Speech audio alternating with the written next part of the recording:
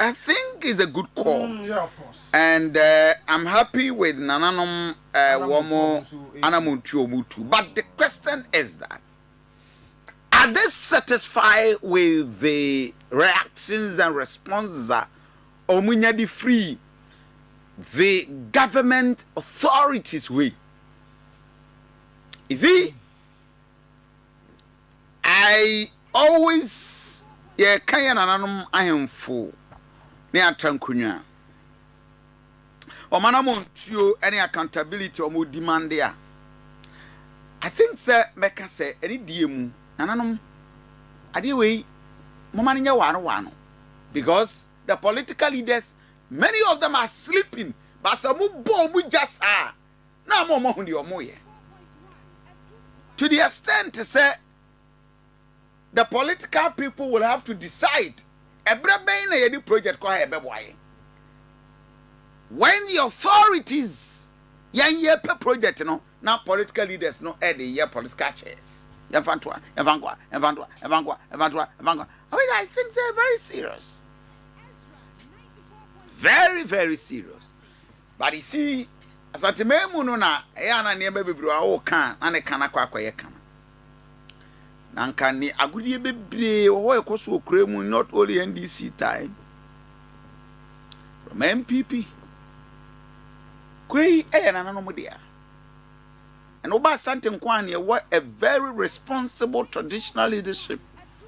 Mudu amuna si for mo munya kasa pe de say yamanyo fo ye bia na eso mo ye. But it told Nananom ejeja o mo ja o mo dodo. Put them, I mean mum fra wo mo. I'm happy so mo adwo mani eko because sabi ya mo Nananom be ko na ni pagu fom. Tafo government hospital a siho air pro na no mre bi kra de me ne tafo hene na akwa yesu osi Kofi haten boni bayi ni aye ombeka ka enkusiaka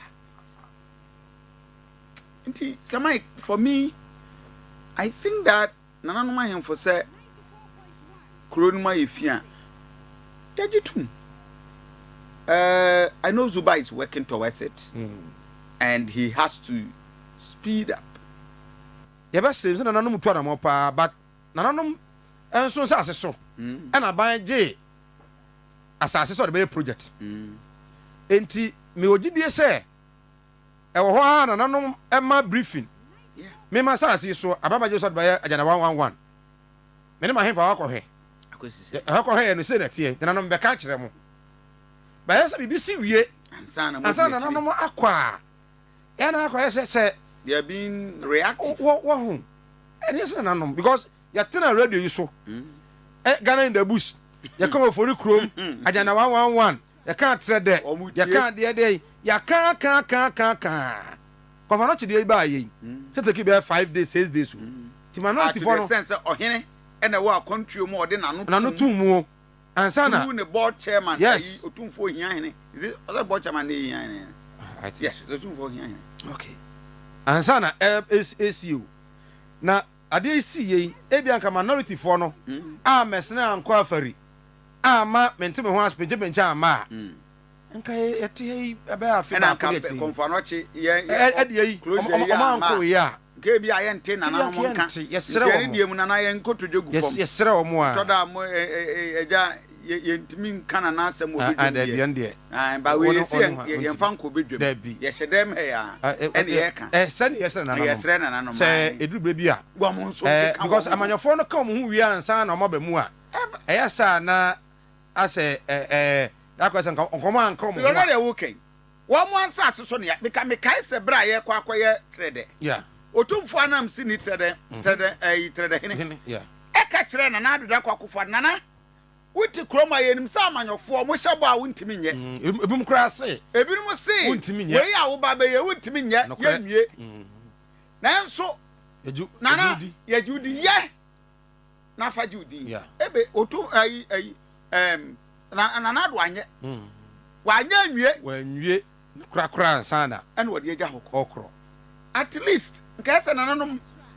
so etimi ohine nana saa de no wona saase so at least no Emma report briefing edema de Asante man council ohine won be fa yen ye ti probo na mbe de nananom ahemfo ekọ atonsu sa railway die bo japa no apagenum wo bia mi sa wo hwe ensase ne manfo nananom madaroma mo nananom ate wo anu aduane ye bogu ye all in the name say ye ba be railway ene ye de abedafo adane nkoa ye de nananom abedafo anim atwitwi fom adane nkoa mfie mi ensanie mfie nan nie railway no ya anye ade na ka ho Somebody, I agree with you. Mr. Emma, I'm told I am an phone so. The ceremony. Woman swab a man your phone patch. Exactly. Mom, Trase, and maybe being senior and Sani Abokuntungri. I mean, the ceremony. Because railway no, I'm a railway no.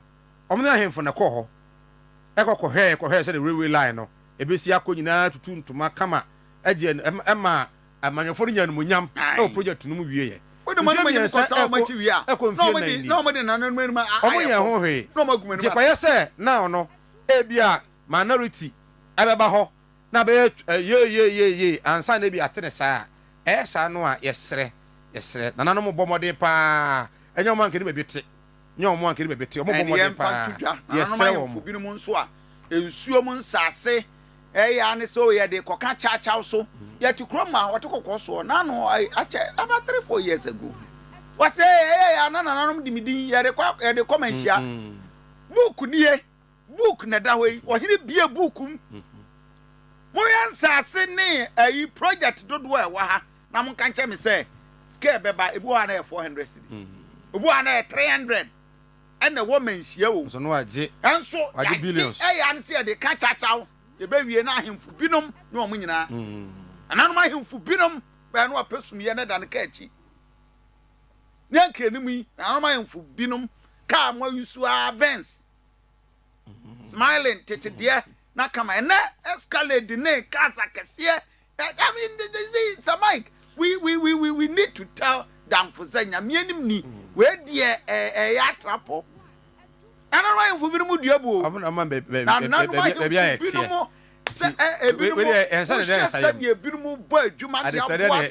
say because you cry nsu ye nyina dodo ye ahemfu binum ebinom yanka da bi ebinom di o mo ni meti kroma me ka kire say nana mo ma hene or the light echo kwayem ne mea hodo wo no nyantwa ne kra no twasa over time to almost 10 years yinim say fe no achicha mo ma asase ewia e the car the drone oh yes asene nyina ho adwuma eye mapping the grader eyi kwan tum nyina me the lights echo so echo abroadcasting Turkey or so echo for infusion manufacturing plant okay aduro na ye di city pass no sa ade ice nsuo no na ke manufacture bi ewo amoma hen ye wie ye ema esi amero kasei oyi market center eto ho fire service eto ho police station eto ho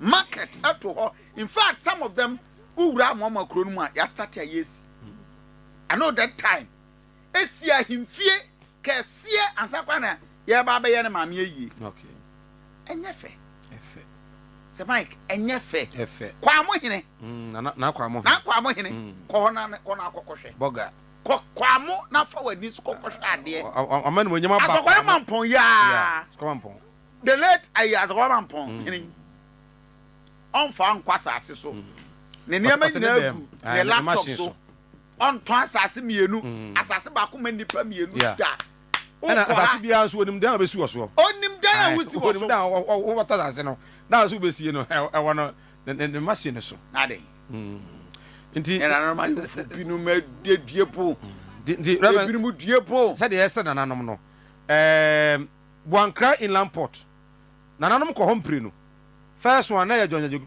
Jekum Kofo nananom ko ho se oba be ye inland port e de ama Asante man Fofi Antoata wantimi anye enwie na yedwi manfo nsase manfo no mo ye mfuo ho a omu nyina na bo wo mo efidodo achi na nananom akokofo adon so ba be ye osan na nananom bi esan ekɔ hɔ ɔsan sɛ bɔ sɛ mfie miɛnsa obewie mfie miɛnsa na twam wanwie yɛsɛ nananom sɛ project no nso so ɛwɔ hɔ a ɔmo kɔɔ hɔ hyɛ ho bɔ sɛ abanwanyɛfoɔ hyɛ ho bɔ sɛ ɔmo bɛwie ɔmo anwie nti ɔhɔ nso no ɔmo ani nkɔ hɔ ma yɛn anyɛ saa ho yɛ anabɔ sɛ nkyɛre minority foɔ atan aba hɔ sɛ yɛabɛhwɛ na yɛn nso yɛka no radio so da biaa asantema media houses nyinaa yɛbɔ saa nneɛma nyinaa ho dawuro ɛka nananom sɛ project ahodoɔ wei mu ɛna amanyɔfoɔ bɛhyɛ hyɛ ho date ɛto wɔ sɛ ɔmo bɛwie a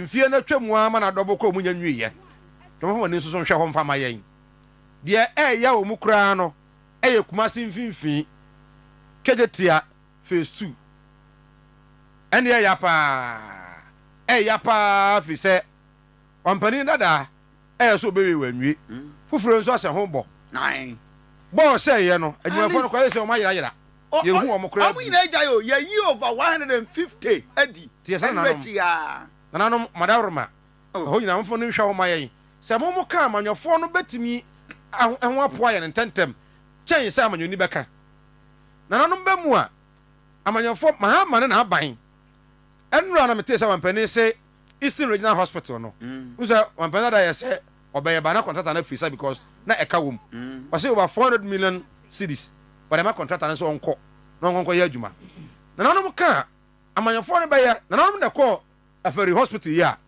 ɛnka sogyafoɔ no ɛnkɔ nkɔsi wɔn kwan even though ɔmo anya permission koraa no a because asase ne ɔmo dea nananom bɛ mu amanyɔfoɔ no ɛho popo nti yɛn srɛ sɛ asantema bɛ develop a yɛde gyama NPP in opposition a asantema ɛn develop sɛ gyama NPP in opposition NDC in power asantema ɛn tumpɔn nananom bɛ mu a asantema bɛ pagya tiɛ sɛ nananom sɛ ɛnyɛ dɛ yɛnim sɛ ɛnyɛ dɛ ɔmo bi mu wɔ hɔ a ebi mu ɛso yɛ amanyɔsɛm but ɔmo nya fra ntoma no deɛ a ɔmo yɛ ahemfo nom yɛnsrɛ ɔmo na ɔmo mpusi for development mfa ma Asante na Asante deɛ ɔmo adea ɛna ɔmo nananom yɛsɛ dɔdɔ ho kakrakra ɛdidi ho kakrakra deɛ srɛ ɔmo ɛdwo so na afa no okese asase so ɛna inland port no yɛhyɛ ho bɔ a ɛnɛ yi ayɛ white elephant si hɔ na ɔmo ntu ho anamo ɛmfa ma papa mede ase